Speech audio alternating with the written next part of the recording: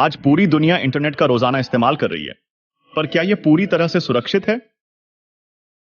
मान लीजिए कि आप इंस्टाग्राम पर एक शानदार फोटो पाते हैं और उसे अपनी पोस्ट या स्टोरी में इस्तेमाल करते हैं, लेकिन फोटोग्राफर को टैग नहीं करते या क्रेडिट नहीं देते। या फिर आप बिना सोचे समझे यूट्यूब से एक गीत डाउनलोड करते हैं और उसे अपने सोशल मीडिया वीडियो में डाल देते हैं। क्या आपको पता है ऐसा करना एक अपराध है? भले ही आपने इसे किसी गलत इंटेंशन से ना किया हो, फिर भी यह नैतिक रूप से गलत है और बौद्धिक संपदा अधिकारों का उल्लंघन है। इसके लिए आपके खाते को बैन भी किया जा सकता है। मगर कैसे और क्यों? आपने तो सिर्फ एक पोस्ट ही डाली है। आइए इन्हीं तथ्यों को और इंटरनेट को सुरक्षित तरीके से इस्तेमाल करने के बारे में सीखते हैं।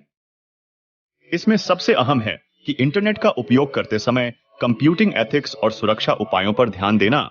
इंटरनेट एक विशाल और गतिशील वातावरण है जो कई चुनौतियों और संभावित जोखिमों को जन्म देता है। इन चुनौतियों से निपटने के लिए कंप्यूटिंग एथिक्स और सेफ्टी मेजर्स यानी सुरक्षा उपायों का पालन करना महत्वपूर्ण है। कंप्यूटिंग एथिक्स नैतिक सिद्धांतों का एक समूह है जो व्यक्तियों और समूहों के ऑनलाइन व्यवहार को नियंत्रित करता है। यह नैतिक दिशा निर्देशों और प्रथाओं का एक ढांचा प्रदान करता है जो सुरक्षित और जिम्मेदार इंटरनेट उपयोग को बढ़ावा देता है। आसान शब्दों में नैतिकता का अर्थ है सही और गलत के बीच अंतर करना। इंटरनेट का उपयोग करते समय हमें नैतिक सिद्धांतों का पालन करना चाहिए, जैसे दूसरों का सम्मान करना, उनकी गोपनीयता का सम्मान करना, उनकी संपत्ति का सम्मान करना, गलत जानकारी नहीं फैलाना, दूसरों को धमकाना या परेशान नहीं करना। इसी तरह से कंप्यूटिंग सेफ्टी मेजर्स वे तकनीकी और प्रक्रियात्मक नियंत्रण हैं जो डेटा और सिस्टम को अनऑथोराइज्ड पहुंच, उपयोग या खुलासे से बचाने के लिए लागू किए जाते हैं। सबसे पहले हम बात करते हैं अनैतिक अभ्यास यानी अनएथिकल प्रैक्टिसेस की, जिसमें पहला है प्लेजरिज्म। प्लेजरिज्म का मतलब है जब आप किसी और के द्वारा बनाई गई सामग्री को ऑनलाइन अपने रूप में प्रस्तुत करते हैं। बोलचाल की भाषा में इसे साहित्यिक चोरी कहते हैं। यह चोरी किसी भी रूप में हो सकती है, जैसे कि टेक्स्ट, इमेज, वीडियो या यहां तक कि विचार और अवधारणाएं। इसमें निम्न तथ्य शामिल होते हैं, जैसे बिना क्रेडिट दिए पोस्ट कॉपी पेस्ट करना, इमेज या वीडियो का इस्तेमाल बिना अनुमति के करना, किसी की मौलिक तस्वीरों या वीडियो के संपादित संस्करणों को पोस्ट करना लेकिन मूल निर्माता को श्रेय न देना, कॉपीराइट वाली सामग्री का इस्तेमाल बिना अनुमति के करना, किसी के विचारों या विचारधाराओं को अपने रूप में बताना बिना उन्हें श्रेय दिए। सरल भाषा में, अगर आप किसी और का लेख, चित्र या सामग्री बिना अनुमति के उपयोग करके उसे अपना बना रहे हैं, तो यह साहित्यिक चोरी की तरह है। यह सिर्फ नैतिकता का उल्लंघन ही नहीं है, बल्कि यह शिक्षात्मक और पेशेवर अखंडता के मूल सिद्धांतों के खिलाफ भी है। साहित्यिक चोरी से कैसे बचें? जब आप किसी और की सामग्री का उपयोग करते हैं, तो आपको हमेशा स्रोत का उल्लेख करना चाहिए। जब आप किसी और के शब्दों को सीधे इस्तेमाल करते हैं, तो उन्हें डबल कोट्स में रखें। जब भी संभव हो, अपने शब्दों में लिखने का प्रयास करें। यदि आप किसी और की सामग्री का उपयोग करना चाहते हैं, तो पहले उनसे अनुमति लें। अनएथिकल प्रैक्टिसेस में दूसरा है साइबर बुलिंग। सरल शब्दों में समझें तो किसी को ऑनलाइन धमकाना, परेशान करना या डराना ही साइबर बुलिंग है। यह परेशानी इंटरनेट के किसी भी जरिए से हो सकती है, जैसे कि social media, chatting apps, gaming platform, email या टेक्स्ट मैसेज के जरिए। साइबर बुलिंग को कैसे पहचानें? इनमें निम्न बातें शामिल है, जैसे अपमानजनक टिप्पणियां या संदेश भेजना, किसी का मजाक उड़ाना, उन्हें गालियां या धमकी देना, अफवाहें फैलाना, किसी की बिना अनुमति के उनकी व्यक्तिगत या शर्मनाक तस्वीरें या वीडियो ऑनलाइन साझा करना, किसी ग्रुप या ऑनलाइन समुदाय से किसी को जानबूझकर बाहर करना, लगातार किसी को बुरा मैसेज भेजना या किसी भी तरह से उनकी परेशानी का कारण बनना। साइबर बुलिंग खतरनाक है क्योंकि साइबर बुलिंग का शिकार हुए लोगों को गहरा दुख, गुस्सा, शर्मिंदगी और अकेलापन महसूस हो सकता है। इससे स्कूल या काम पर परेशानी हो सकती है, यहां तक कि पढ़ाई भी छूट सकती है। कुछ मामलों में साइबर बुलिंग इतना गंभीर हो सकता है कि दुखी होकर लोग आत्महत्या भी कर लेते हैं। ऐसे में अगर आप साइबर बुलिंग का शिकार हैं तो क्या करें? अगर कोई आपको परेशान कर रहा है तो उनसे बिल्कुल बात ना करें, उन्हें जवाब ना दें और उनके साथ उलझे नहीं। अपने किसी भरोसेमंद इंसान जैसे माता पिता, शिक्षक, दोस्त या किसी बड़े से बात करें और मदद लें। अगर आपके पास साइबर बुलिंग के प्रमाण हैं, जैसे कि स्क्रीनशॉट या मैसेज, तो उन्हें सेव कर लें। ये सबूत बाद में काम आ सकते हैं। अगर आप सोशल मीडिया या दूसरी वेबसाइट पर कोई परेशानी झेल रहे हैं तो उस साइट को इसकी रिपोर्ट करें। याद रखें, आप अकेले नहीं हैं। बहुत से लोगों को साइबर बुलिंग का सामना करना पड़ता है। यह आपकी गलती नहीं है। जो आपको परेशान कर रहा है वही गलत कर रहा है। आप अकेले नहीं हैं और आपकी मदद की जा सकती है। मदद लेने में कभी देर न करें। इसी श्रेणी में तीसरी अनैतिक प्रक्रिया है फिशिंग। उदाहरण के तौर पर मानिए आपको एक ईमेल मिलता है जो दिखने में आपके बैंक से भेजा हुआ लगता है। ईमेल में लिखा होता है कि आपके खाते में कुछ संदिग्ध गतिविधि हुई है और आपको तुरंत अपना खाता अपडेट करने की जरूरत है। ईमेल में एक लिंक भी दिया होता है। आप घबराकर लिंक पर क्लिक करते हैं और एक वेबसाइट खुलती है जो आपके असली बैंक की वेबसाइट से बिल्कुल मिलती है। आप अपनी लॉगिन जानकारी डालते हैं और सबमिट कर देते हैं। असल में यह वेबसाइट फर्जी है और जालसाजों ने आपकी लॉगिन जानकारी चुरा ली है। इस तरह के फ्रॉड को आप फिशिंग कह सकते हैं। फिशिंग एक तरह का ऑनलाइन धोखा है जिसमें जालसाज आपकी व्यक्तिगत जानकारी चुराने की कोशिश करते हैं। वे ईमेल, टेक्स्ट मैसेज या फोन कॉल के जरिए आपको किसी विश्वसनीय संस्था जैसे आपका बैंक, क्रेडिट कार्ड कंपनी या सरकारी विभाग का होने का नाटक करते हैं। ये ईमेल या संदेश आपको किसी फर्जी वेबसाइट पर ले जाते हैं जो असली वेबसाइट जैसी दिखती है। जब आप इस वेबसाइट पर अपनी जानकारी डालते हैं तो जालसाज उसे चुरा लेते हैं। फिशिंग से कैसे बचें? किसी भी अनजान ईमेल, फोन कॉल या टेक्स्ट मैसेज पर क्लिक न करें या उसका जवाब न दें, भले ही वो किसी भरोसेमंद संस्था से होने का दावा करता हो। अपनी निजी जानकारी किसी को भी फोन, ईमेल या टेक्स्ट मैसेज के जरिए न दें। अपने बैंक या मोबाइल कंपनी की वेबसाइट पर जाकर सीधे अपना अकाउंट चेक करें। कभी भी किसी ईमेल या टेक्स्ट मैसेज में दिए गए लिंक पर क्लिक न करें। अपने कंप्यूटर और मोबाइल फोन पर एंटीवायरस और एंटी फिशिंग सॉफ्टवेयर का इस्तेमाल करें। अपने पासवर्ड को मजबूत और सुरक्षित रखें।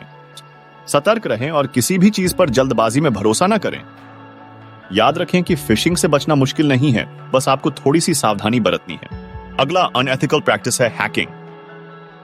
सरल शब्दों में हैकिंग का मतलब किसी कंप्यूटर प्रोग्राम या सिस्टम में कमजोरियों का पता लगाकर उस तक अनऑथोराइज्ड पहुंच प्राप्त करना है।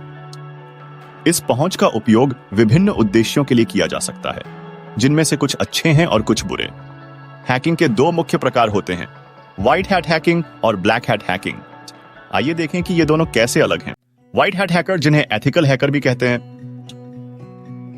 ये अच्छे हैकर हैं। वे सिस्टम की कमजोरियों को खोजने और उन्हें ठीक करने में मदद करते हैं ताकि कंपनियां उन्हें सुधार सकें और अपने डेटा और उपयोगकर्ताओं को सुरक्षित रख सकें। उनका लक्ष्य सुरक्षा को बेहतर और सिस्टम को अधिक सुरक्षित बनाना है। ब्लैक हैट हैकर, जिन्हें अनएथिकल हैकर भी कहते हैं, ये बुरे हैकर हैं।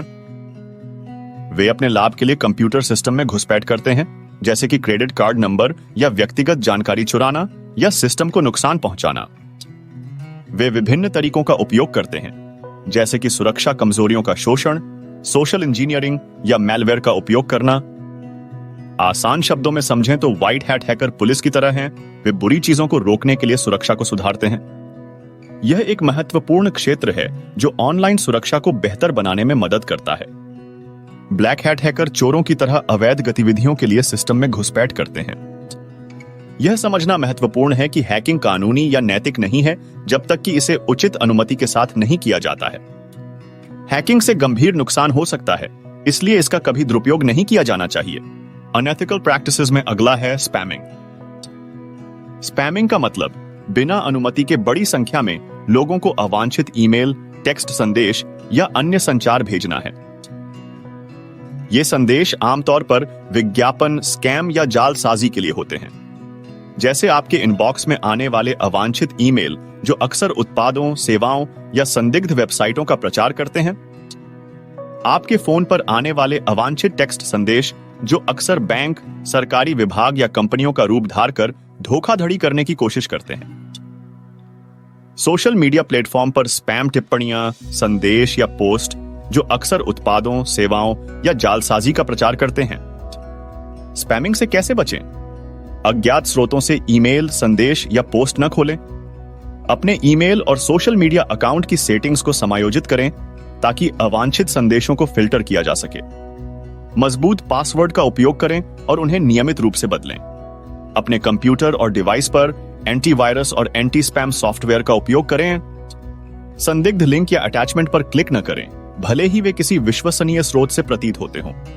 इसके बाद है individual right to privacy. Internet के लगातार बढ़ते उपयोग के साथ ऑनलाइन दुनिया में इंडिविजुअल राइट टू प्राइवेसी एक जटिल और महत्वपूर्ण मुद्दा बन गया है। टेक्नोलॉजी लगातार विकसित हो रही है, जिससे डेटा संग्रह और व्यक्तिगत जानकारी तक पहुंच की संभावनाएं बढ़ रही हैं। इसलिए डिजिटल दुनिया में भी अपने निजता के अधिकार की रक्षा करना महत्वपूर्ण है। भारत में निजता का अधिकार मौलिक अधिकार है, जिसे संविधान के अनुच्छेद 21 के तहत जीवन और स्वतंत्रता के अधिकार में निहित माना जाता है। आइए समझते हैं साइबर दुनिया में निजता का अधिकार क्या है।